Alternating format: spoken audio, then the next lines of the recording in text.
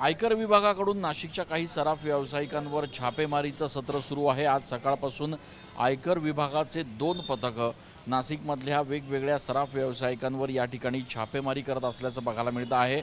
कडेकोट पोलीस बंदोबस्तामध्ये या 2 पथकांकडून नाशिकच्या कॅनडा कॉर्नर परिसरातील या सराफ व्यावसायिकांवर सध्या छापेमारी सुरू आहे।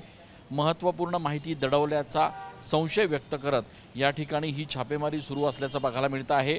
काही महिन्यांपूर्वी अशाच पद्धतीनं आयकर विभागाच्या वतीनं शहरातील नामांकित बांधकाम व्यावसायिक आणि त्याचप्रमाणे काही ज्वेलर्स यांच्यावर अशाच पद्धतीनं छापेमारी करण्यात आली होती। आज पुन्हा एकदा ही छापेमारी जी आहे ती सकाळपासून सुरू आहे।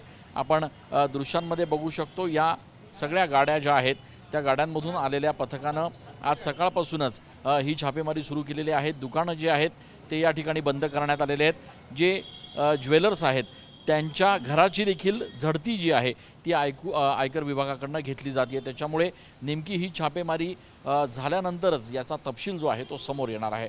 कॅमेरा पर्सन आकाश शेवलेसह मी चंदन पूजाधिकारी TV9 मराठी।